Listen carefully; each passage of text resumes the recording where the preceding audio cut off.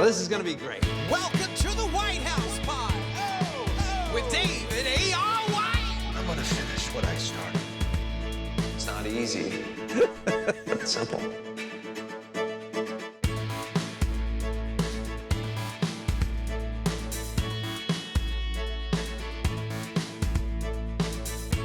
All right. First of all, I want to say welcome again to the White House Pod. Dare to Dream. We have had wonderful guests, but this guy, I'll tell you what, I have like 400 pieces of paper here about all that he has accomplished. I'm excited, though, A, to have you guys here. Thanks for tuning in. But B, to have Thaao Penghlis. No. That's what 8 years away does for you. Penghlis. Since I've seen you. Penghlis. Penghlis. Sorry. I'm excited. Lovely beginning. All right, so Thaao and I worked together like 8 years ago. Yes. It was 8 years ago. Yeah. On the Book of Esther. Yes, and then Redemption, I think it was. And Redemption was how many years? 2 years No, later. Redeemed. Redeemed. Close. Yeah. Yeah. That was a couple years later, right? Yes. With Ted McGinley and some other people. Yeah, I love doing Esther. One of the things I loved your ceremony. I'd never been on a set that was so tranquil. It was an experience of where everybody held hands and said a prayer, and the rest of the day just went so easily. Mm-hmm. Tranquil was, I think that's the word for it. Well, you said placid before. Placid, right? yes. I like that word better. Oh, well, okay. Well, I've heard of tranquil, but I haven't heard of placid. Yeah, I think very, very calm. You know, because when you spend as many years as I have on sets, you not every day is placid. You know? You mean not every day on the days of our lives? No. These are the days of our lives. They're very placid. And well, it's because the pressure's on. You're doing 40 pages in one day, and that's. Has your brain always been able to learn that much? Certainly not in the beginning. I had to. How many years did it take? A couple of years. I mean, but the good thing is when I started with Gloria Monti on General Hospital, she was very forgiving because she really saw something in me as a character. How old were you at this point? I was in my mid-30s. When you started doing soaps? Yeah, because there was a strike. And what was hard about There was another strike? It was 9 months. I just finished doing Altered States with Ken Russell. This is the only strike that we have had. I'm kidding. No, you weren't born there. Is that what you're trying to say? No, it was. No, listen.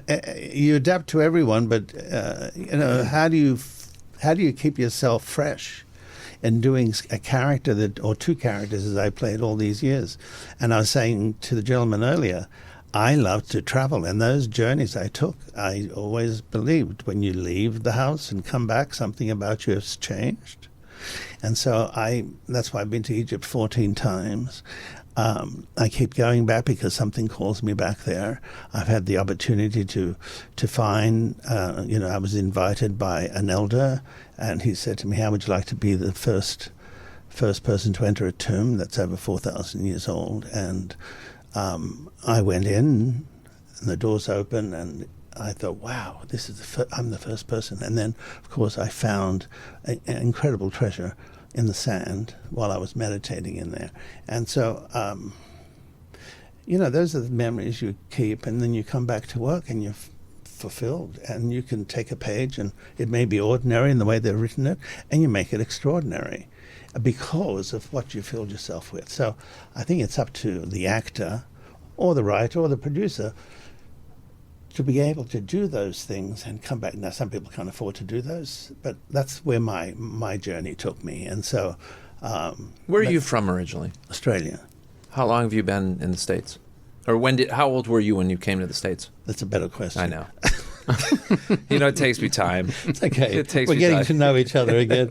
I know. It's been too long since I've seen you. It is ridiculous how long this has been. By the way, yeah, okay. Well, I'll save all that. I came to America at 21.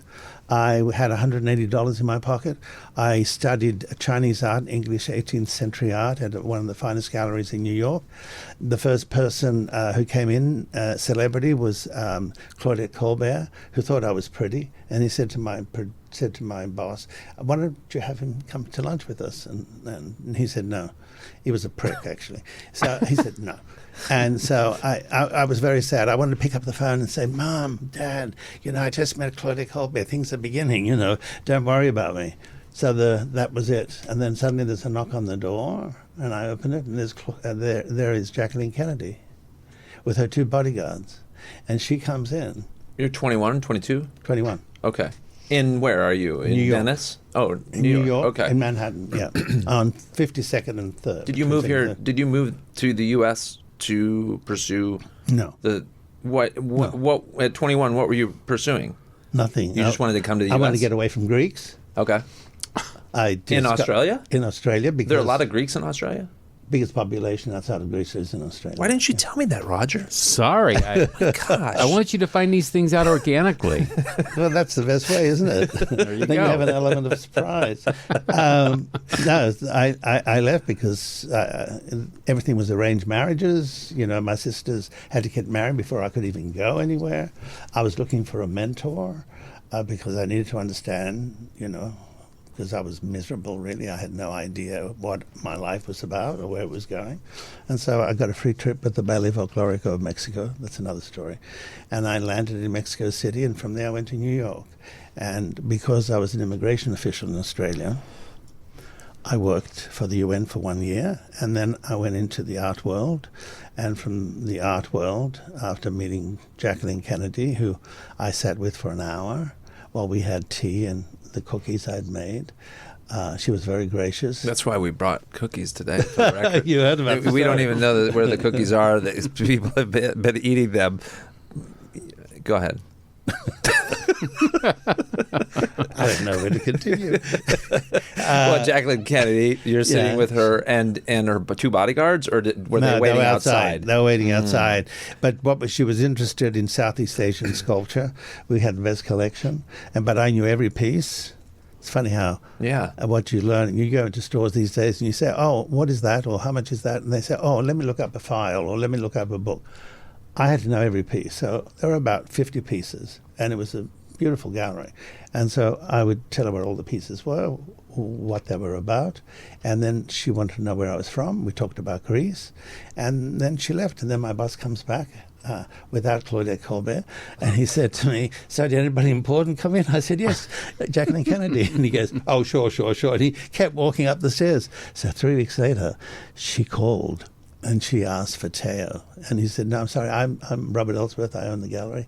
What can I do for you?" And she said, "I'd like to buy a piece, but I'd like to speak to Thaao because that's who I had met."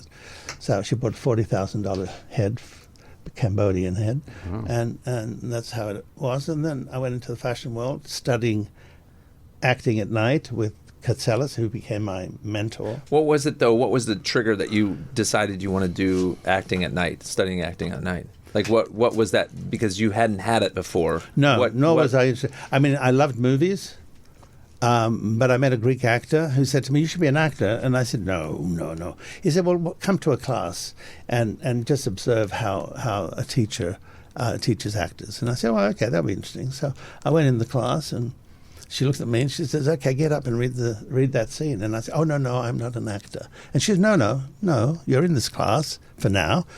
Go and read the scene.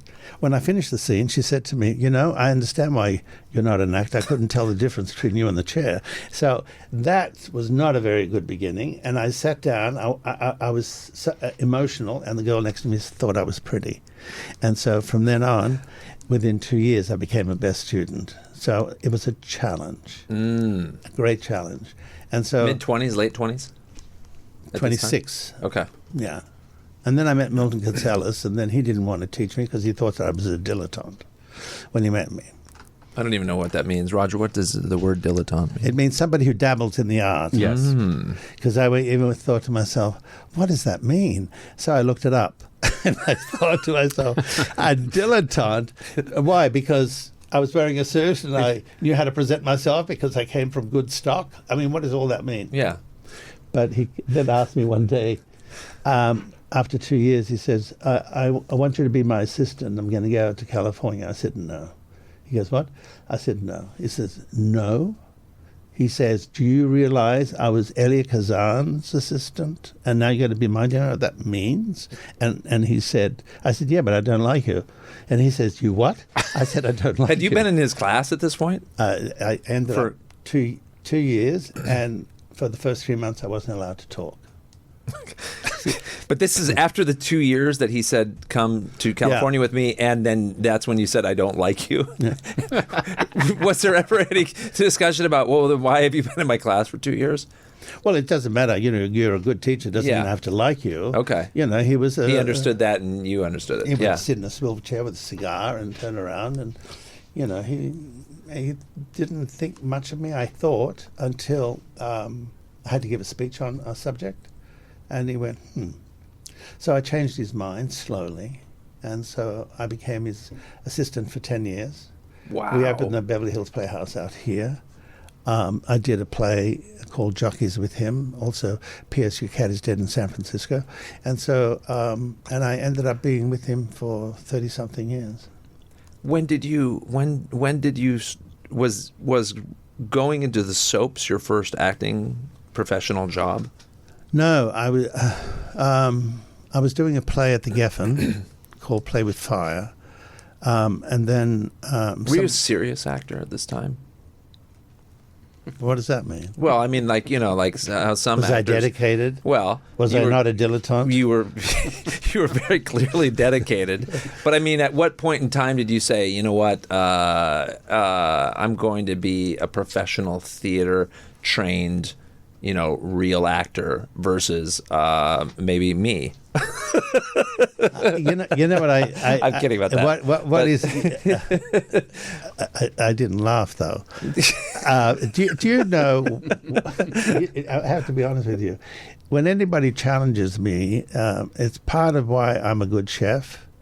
I don't like not doing things well. Perfectionist? Are you a perfectionist? A bit. Okay. I think there are choices. How do you want to? What's the choice you want to take? And so, to me, it's make the best choice you can. And so, I've never been fired, even though on days of our lives they've killed me 7 times. You were dropped down an elevator shaft, weren't you? Didn't you fall down an elevator shaft?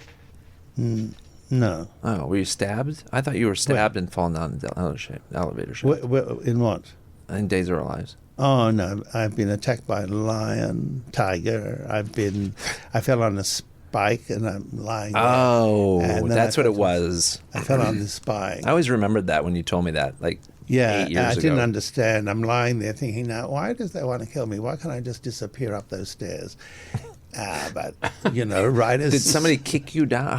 What was that scene? No, I tripped and I went over the balcony and I fell right onto this spike. And then it dawned on me as I was lying there. I might be dead.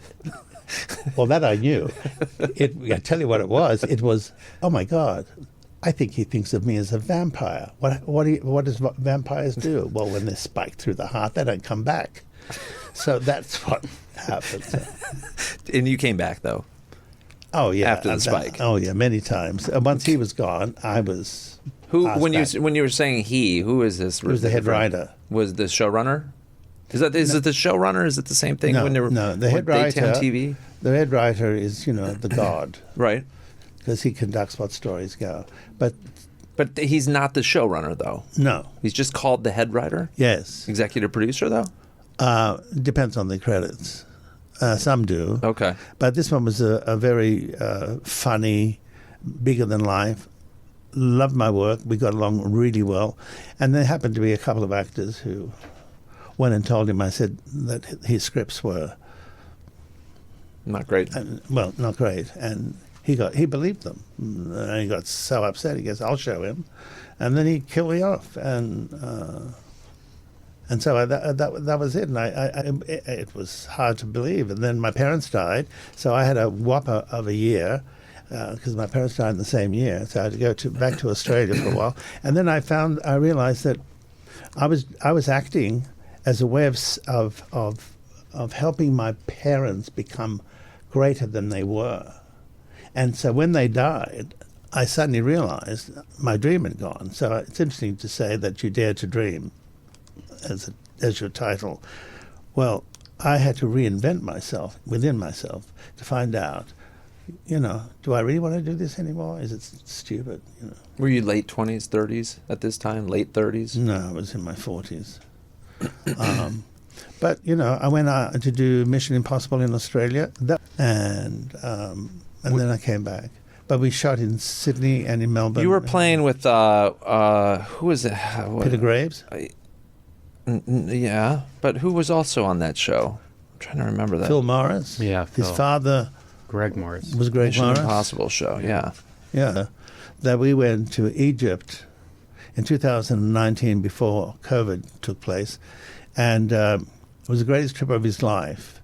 And we had worked really well together. That was your producer? Yeah. From Mission Impossible? Yeah. Wow. Yeah, and he and his wife, they said, would you take us to Egypt? And so I did, and we went to some extraordinary places, even in the place called, for 2 weeks, gone up and down the Nile exploring how the Holy Family had escaped Herod. So we went through all those places, and then there was a place called Zaytoum. And in 1967, the Virgin Mary appeared to a couple of guys, and they didn't know what the vision was. So she arrived every day, every dawn, and thousands of people began coming, and even Nasser, who was the president then. So I said, I haven't been there. I want to go into that church, about that she was there, because there's something about the Virgin Mary that I've in the places that I went to and where they escaped. Like in a place called Ancient Cairo, there's a St. George's Church that's sitting on top of a first century platform that was Roman. And when I walked in, the priest said to me, come here. He says, are you Greek? And I said, yes. He goes, come, I want to show you something. So what he did, he lifted up a grate in the church, and there was this spiral staircase, and we went to the bottom, and there was one of the places of the 8 that the Holy Family hid. And there was the water, the well that was running, that she had created. What years is this? What do you mean, what year? When she hid in there? Well, they were there for 4 years. Okay. So Christ was born the first year. Right. So that was within the 4th year. So it's 4 AD? Yes. Okay. There was that water, it's still running after 2,000 years, and, splashing myself with it. And he said to me, the priest, when you're finished, come up, So I lay there for a while, and just taking it in as the place where they hid. And from there I went back up, and he had rolled 4 candles for me. And he said, here, you have some candles to light your way home. And it was such a moving experience, So these are why I take the journeys I do, because you never know who's going to cross your path. I mean, when you keep going back to Egypt, correct? Yes. You've been there how many times? 14. 14 times. What do you are you doing a travel show on it? Are you writing books on this? Are you speaking about it? Like, what do you want to bring from it? And what are you bringing from it? Well, I wrote a book called Places, but I thought it would be a good reality show. Yeah. Because these are is there anybody more skilled in the industry about Egypt than you? Have you met anybody more? No. They usually want to go with me. I can tell you, there is a line waiting to take journeys with me to Egypt. Is this a side thing that you do? Are you like to go with celebrity superstar to Egypt? Whatever. It's like going to space with you know. One of the things in the podcast that I talk about is they tried to kidnap me at 1 o'clock in the morning because I wanted to see Cheops, the biggest of the 3 pyramids. I wanted to see it. Who's trying to kidnap you? Well, it was 1 o'clock in the morning. I just won £400, which was a lot of money then. And I said, I want to go. I got into a cab. I said, I want to go and see Cheops. He goes, what? I said, I want to go and see Cheops. I said, look at the full moon. It's got to be over there. So I got there and I ran up without because I wanted to see the pyramids at my feet. So when I looked up, there it was, Cheops, and on top the full moon and this light around it like a halo. And as I was looking there, the next thing I know is boom, and then there's a bump on the other side, and there's these 4 men with rifles and everything, very dark, and they start to drag me. And I Do you go with bodyguards when you do this? No, I did it by myself. Why didn't you take a page from Jackie and What? like have bodyguards with you? No, I did that. I journey on my own. I mean, the places that I've been, I've gone on my own. A lot of people get worried because they think of the problem situation, but I don't have that Roger, could you put in that? Then let's kidnap Thaao next time. Yeah, no problem. It's done. I mean, how in the world? Okay, what happens then? Well, I just they drag you off and they do what? They ransom you? Well, the Days of Our Lives producers? What happens? You would be making those jokes if you were there. I tell you. No, I'm saying. I mean, they grabbed me and they started dragging me, and I started to scream at them. And one understood English, and as he was pulling me towards the big pyramid, I thought, "How do you kill an idea?" I thought with another idea. Yeah. So I said to them, the Greeks built the pyramids. They suddenly got terribly upset, and one explained to the other what I just said, and they started screaming at me. I was a fast runner. That was my thing at school. So I saw an opening that wide, and I went. They chased me, and the next thing I know is sirens are coming. The cab driver had seen what was going on. He called the police. The sirens are coming, and I'm running right across, and it's a long distance, at least 100 yards. Are you wearing the whole chic outfit? No. You mean no? Like from the Middle East? What do you think I'm a fashionista? Well, yes, I do think you're a fashionista. No. Did you have a turban on? It's called a keffiyeh. Keffiyeh. Did you have one of those? No, I did one in the plane. I couldn't wait to take the bloody thing off. I just hate Did them. you wear what it is at Esther? You had a vocal. Yes, I felt like he's ruining me. That was quite something. Was that okay? Wait, we're taking a sidebar for 2 seconds. Were they really playing Esther in Days of Our Lives dressing room like you told me out there? Who did they just somebody find the makeup department somebody somehow must have looked up my resume or something and saw Esther, and the next thing I know is I'm going in to get made up, and I'm saying, God, that voice sounds familiar, and I look up and it's me. Esther playing and everybody's watching it, and I'm going, oh my God. I said, it's 8:00 in the morning, you're watching. Why would you get this from? Where did you get this from? He says, well, we wanted to watch it. We saw that you did this movie. Wow. And we wanted to watch it, and so they had it on until it finished. Do you know Joel Smallbone, who plays the king, is now a massive recording artist? No. And he is actually producing and writing and directing movies as well. In fact, he has a movie coming out. Lionsgate's releasing it that he stars in.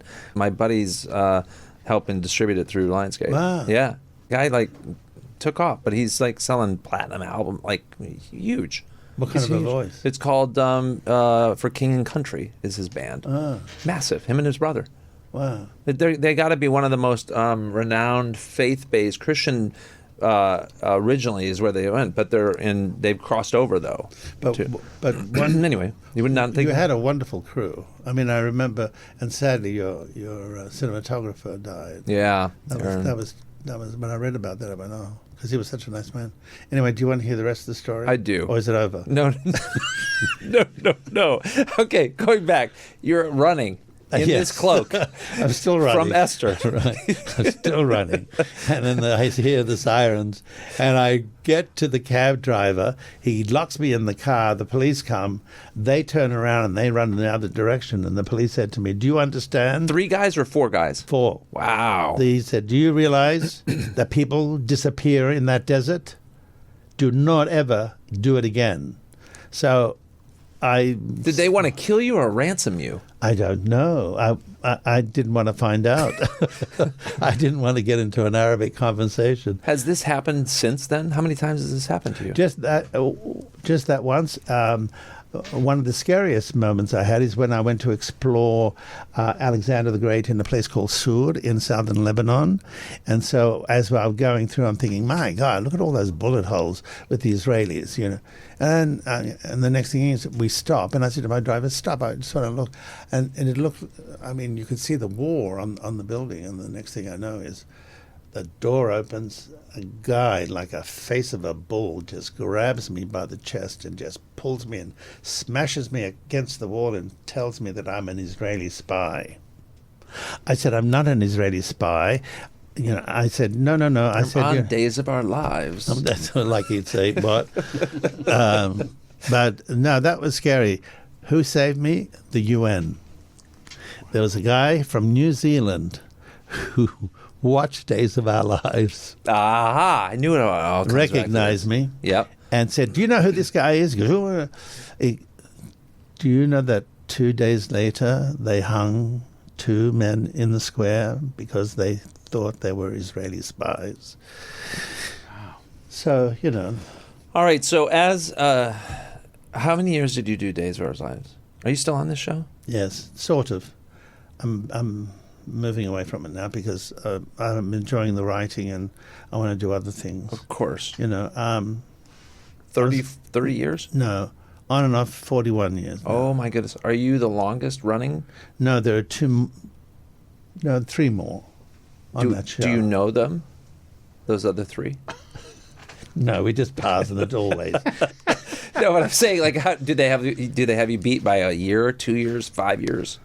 3-4 years. 3-4 years. Yeah. And is there some kind of a crowning achievement for being the longest running guy on there? Is it a guy or a girl, woman? There is a wife and husband in real life, and also a woman, Deidre Hall. And you're the 4th Yes. longest running. Yeah. Okay. When I went there, you know, there was no one who looked like me because I looked foreign. Yeah. They all Israeli spy. Right. Yes, Israeli spy. Oh God, could you imagine being an Israeli not spy right, today? yeah, I don't no. think so. All right. No, it's. What was the question? Here's a different question I've been wanting to ask. Okay, Yeah. so you travel all over the world, Yeah. right? Days of Our Lives for 41 years. Obviously, the show is on everywhere in the world. Was. Yes. Okay.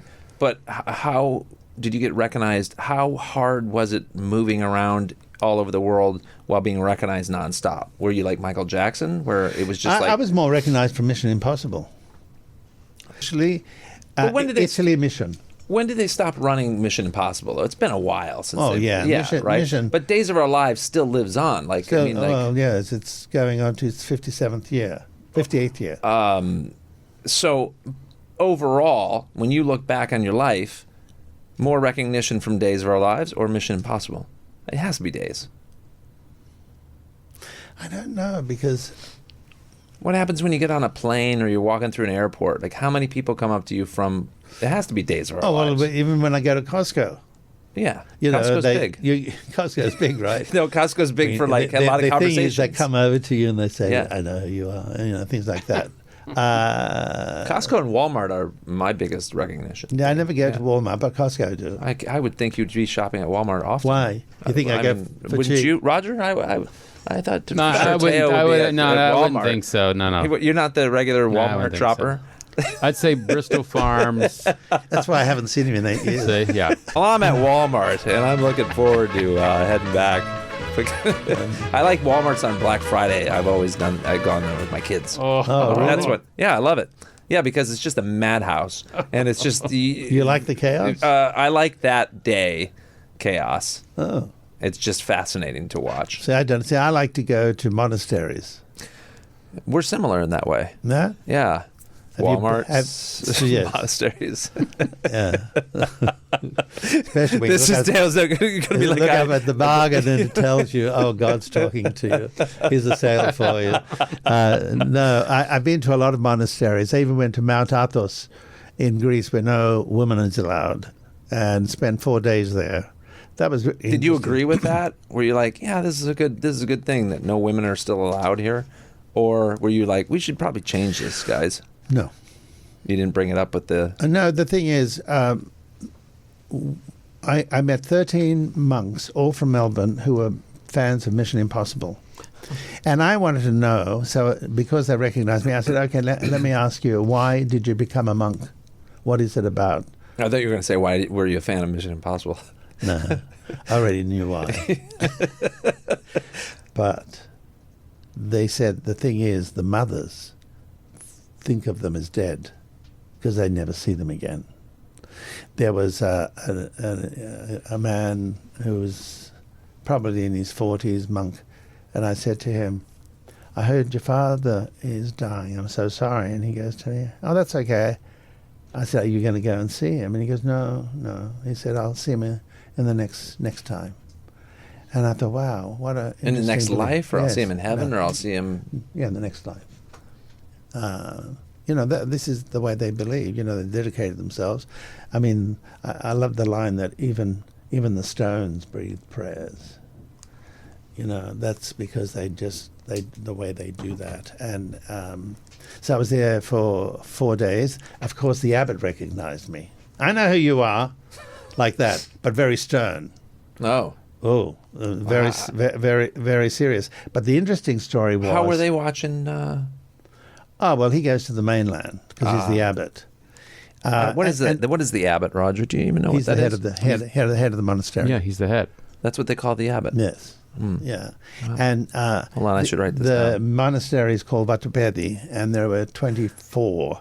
And there's one Russian one. And if you go to the Russian one, they're so serious, you think they're dead. They show no glow at all. But the story that was interesting was that Putin, his daughter was dying of cancer. And so on Christmas Eve, they bring out all the jewels, all the miracle things that belong to the church. And one was a beautiful jeweled box. Where are we here? This is Vatupedi, the monastery in Mount Athos, right, where the abbot lies. And this jeweled box, when they open it, the only thing remaining of the Virgin Mary that belonged to her is her belt, which is made from mohair. And they put... What is mohair? Mohair is a form of wool that's a very coarse wool. See, you are a fashionista. I am. Catch up. That's why I thought you were wearing the whole thing when you were running from the guys. I'll never get over those clothes you gave me. Exactly. He was trying to ruin my image. Anyway. When you go to Thao's house, actually, he has his Esther costume in a glass thing because he loved the whole outfit. I love the experience of it. The memory's in my head still. All right, you're at the monastery. So they said, Putin wants to know, can we take the belt? Because you can't leave the island it's a peninsula. So because the church was didn't have a lot of money left, and a lot of monks weren't going because religion was kind of dying in a way, they took it just one time and took it across the mainland, across the Aegean, and Putin brought his daughter. And they took the belt off and they did their ceremony with her. Within weeks, she overcame the cancer. A miracle took place. And they went back. And so there was the dentist who's a monk. So they have a dentist, they have doctors who are monks, which I find really How many fascinating. monks are there? Is it a whole city of monks?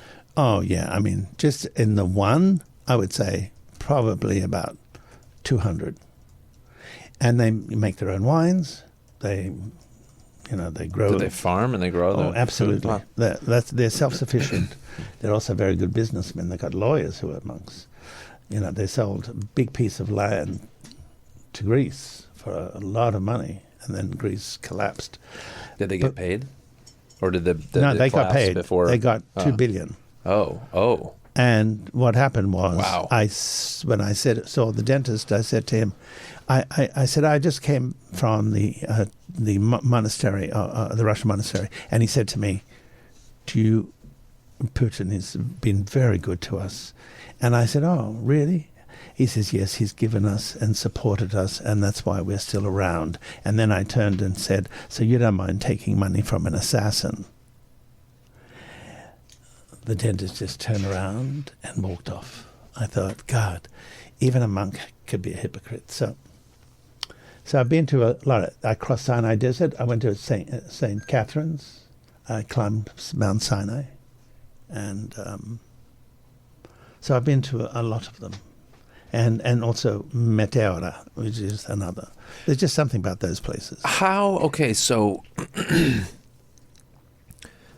as a scholar, Days of Our Lives, are the scripts, when you read the scripts for Days of Our Lives? I'm sorry, I didn't mean to laugh at that. Well, I'm just saying, you know what I'm You're saying? being mean. I'm not being mean. You have a side that is so subtle. I'm wondering though, how does one work with the other? What are you saying? That for 41 years? How do you go from learning all that stuff that if they opened your brain, they'd say, "What the hell was he talking about?" Yeah, I mean, thinking. Well, I didn't say it quite like that, but you know what I'm saying. Like you got the Lost Treasures here, right? That's coming up. Yes. Okay. How do I balance that? Yes. And for 41 years, you've balanced it. Yeah. There must be how many days, and I don't know much about soaps, to be honest. I haven't watched a lot of soaps. I would watch your soap. But in the ones that I have seen, I wouldn't necessarily say, oh my goodness, somebody wrote this with, the utmost care of whatever, just like a great movie type of thing. How did you, because you're a great actor, you really are. Well, and I'm not saying anything against soaps. I'm just wondering where the connection is. There's no confusion. Okay. It's a really deep question. No, it doesn't. Have you had this question a lot over the years? I'm sure everybody asks you this question. Well, yeah. The monks asked you this question. No. No. I think the reason why there is a contrast is that allows me to become more of who I am, not the soap. The soap supports it. Emotionally, no. Monetarily. Sure. So it gives me all the other things that are available in life. I mean, how interesting is life? Who do you become? Our lives are about becoming. You reach a certain arc in your life and you realize this is who I am. There is nothing I've done that I've regretted. I would have liked more at times, but I've worked with some good people. Some people have seen me on the soap and called me up and wanted to work with me in nighttime or film.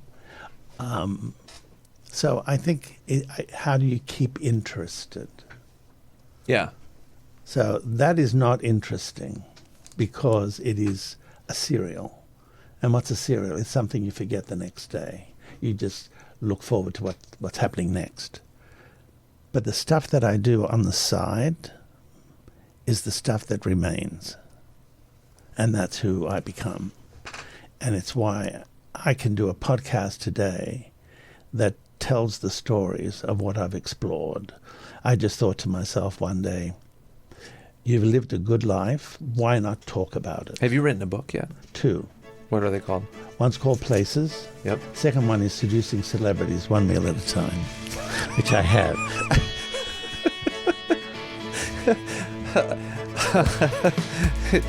How is this, man? Thaao, all right. Thank you so much for being here. You. I really, really appreciate it. Thank you. Yeah, Roger, first of all, I've always thought of Thaao, just as a happy-go-lucky guy with not much upstairs. But I'll tell you what, deep. Very deep. Very, very, very deep. It's deep. I love this, man. And I love working with you, and I hope we get to work together soon. Yes. If you could put up with me just for a little bit longer. Did we get along? Huh? Didn't we get along? Did we? Didn't we?